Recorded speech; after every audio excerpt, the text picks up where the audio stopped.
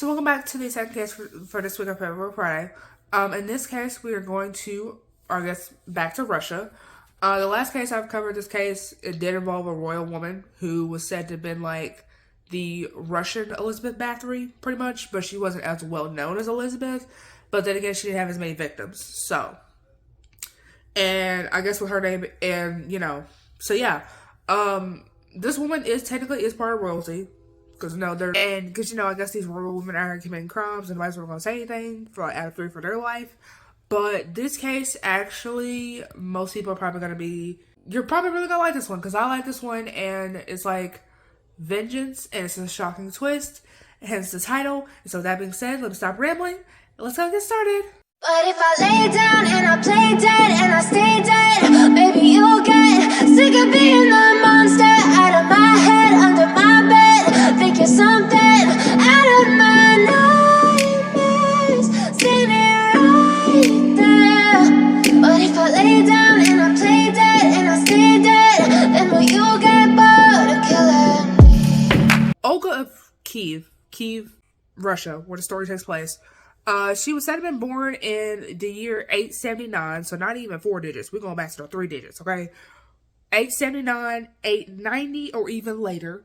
So it's not exactly known when she was born, but there's like speculation on that. And her parents are unknown. So, but what is known about her is that she gets married to this guy named Igor, who is very important to the story, hence why she even does all of what she pretty much did.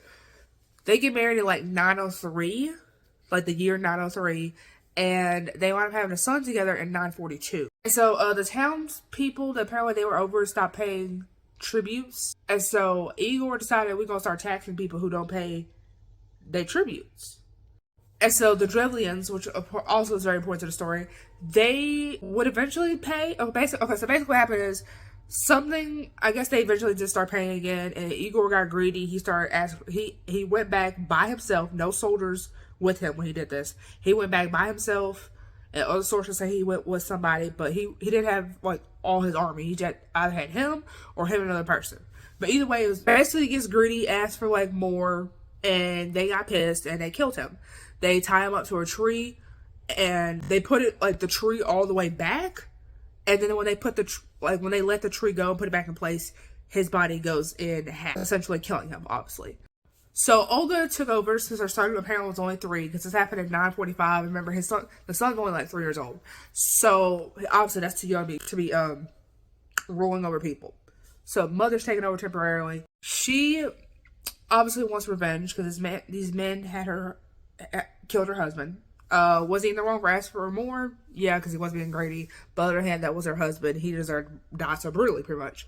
And so she decides we're going to get revenge to avenge her husband's death.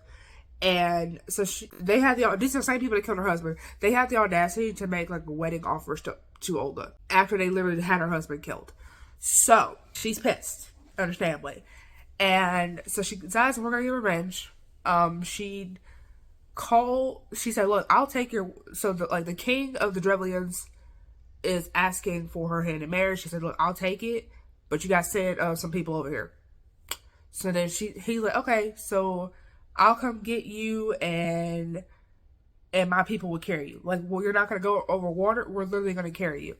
And I guess they like the special treatment. So they're like, hell yeah. So they all get in this boat and her men are carrying them.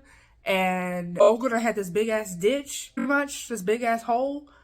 And apparently they noticed it, but by the time they noticed it, they got thrown in right after. And then her men started like putting dirt over the Drevlians, so they're pretty much killing them, burying them alive, So then, of course, apparently, I guess she asked for like his top men, and not just like regular men to be sent over, because she's like, I'm royalty, that's like an insult. And so he's like, yeah, because I guess this man's really trying to get with Olga. So he sends more men, not knowing that his first batch of men had been killed. So he sends apparently like his top people. So then they get there, and apparently they're dirty, or she tries to like convince them to take this bath, something. And she's like, hey, you're dirty, you had that long ride, I got hot baths ready for all y'all. And they like, hell yeah. So then they go into this thing thinking they finna get like a nice little hot bath. And so she leaves them in there. She puts them in there, and the door is locked from the outside, so they can't get out. And the building's set on fire, of course, killing all of them as well. So then she asked the king, is it okay if I properly mourn my husband where y'all killed him at? And he's like, yeah. Next part is there's a feast, apparently. I don't know when she went to them or they went to her, but somebody had this feast. And then eventually she waits till everybody's like all drunk and stuff. Because man, there's like strong, like apparently she brought strong drinks to this party. Make sure all the Drellian soldiers are drunk. And then once they're all drunk and they can't fight, like was properly fight, she signals to her men. Her men come in, slaughter all them. And it said an estimated 5,000 of them were killed that day. But of course, that number could be exaggerated, and it's highly believed to be exaggerated, but who knows? So of course, they're trying to figure out like how to stop this, because like, damn, we know your husband died, but like, is it that serious? And so then she replied, I need 3 sparrows and 3 pigeons from every house. And apparently, I guess every house had that, or I guess it was like something. They were shocked that all it took was something so simple. Like, damn, we could prevent all this. So then. But obviously, Olga ain't done yet, but they thinking, shit, that's all it takes, bet. So then they comply. They're like, look, shit, say less. Take my birds, take my sparrow, all that. So she gets her soldiers to tie burning pieces of sulfur attached to the birds. Apparently the birds that she picked specifically, they're known to like fly back to their nest. So naturally, after this happens, they fly back to their nest, and the nest catches on fire. The house attached to it catches on fire. Houses that are attached to each other, they catch on fire. So next thing you know, the whole town's on fire. And people are screaming, running. A lot of them were apparently killed on sight as they were like running away from the land. Others were, they said, look, we'll let you go if you pay your tribunes, which I'm pretty sure they did. And then others were made to be slaves. So in 950, she goes to Constantinople to visit Emperor Constantine VII. She gets converted over to Christianity with the help of Constantine himself. Well, she says, and apparently he offered his hand in marriage to her, and she said, look, I'll get baptized, but you gotta do it yourself. Because apparently, like, obviously pagans and Christians can't get married, at least not back then. So then, of course, she uses this as a loophole, because apparently while during the baptism, apparently he called her his daughter, and when he offered his hand in marriage again, she was like, no, apparently I'm your daughter, from what you said when I was getting baptized, so, and that's unlawful, I can't marry my dad. And he was like, oh, you outwitted me, and apparently he gave her many gifts, and then dismissed her. So since she pretty much just got converted, she's gonna try to convert her son. Her son is like a teenager, pretty much at this point. So then he's like, no, because he's like scared what other people are thinking of him. But she does get churches built in Kiev and in other places. So then eventually her son gets old enough, he takes over, because that was the point. She was to hold his spot until he was old enough. And so she's over here watching her grandson, because I guess by that point, apparently he had a grandson.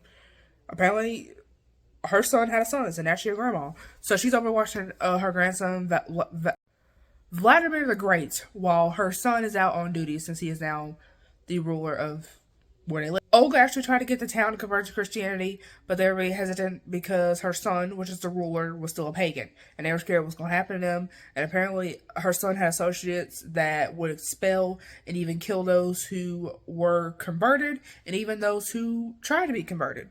Like, tried to convert other people. So Olga, of course, eventually dies in 969. We don't know the exact date, just 969. That's at least confirmed. Her son, she was allowed a Christian burial because she did die Christian, so she's not going to want a pagan burial, obviously. Her son dies 3 years later after being killed by the Turkish people. And so even though she failed her mission to convert people to Christianity while she was still alive, her grandson, Vladimir the Great, would make the area's official religion be Christianity in 988, so she passed on it to somebody who was able to succeed. So anyway, she did succeed, just not during her lifetime. And so fast forward all the way to the year 1547, the Catholic Church decides to declare her a saint. So she is labeled as the saint of widows and converts, and is the first saint of the Orthodox Church. So yeah, that is a case of a woman who was a queen and then had a bunch of people killed because they had her husband killed, and then she became a saint. So pretty much like a female John Wick, hence the title. So with that being said, if you have any more cases from Russia you think I should cover, definitely let me know. I think I could be wrong. I think I am having another Russia case in, I think, next month, like late next month. I could be wrong on that one. And so I'm not going to give any spoilers, but I think it is a pretty well done case. And so with that being said, I will see you guys later. I will see you guys in the next one. Bye. So if I play dead, will you regret everything that you did, that you said? I don't think you understand what you're doing, and my heart's black and blue from the bruising. I feel like when I'm with you I'm losing. I feel like you think that this amusing, sitting there gaslighting and confusing. Was it me? Is it me? Am I deluded? I'm the one who's always sorry, the conclusion, even though I offer all of the solutions. I wish you loved me like I love you, it's stupid. When I'm alone with you I never feel lucid. I wish I wasn't struck by Cupid. I wish when I first saw you I knew this. When I'm with you I feel so useless, I feel diluted, my heart's been wounded. Silhouettes of you are like a taunt, never really know just what you want. With you I don't ever feel calm, I can feel the sweat inside my palm. Play with me like cats and a string, you don't understand the pain it brings. You don't ever wanna give me wings, you don't ever wanna set me free. But if I lay down and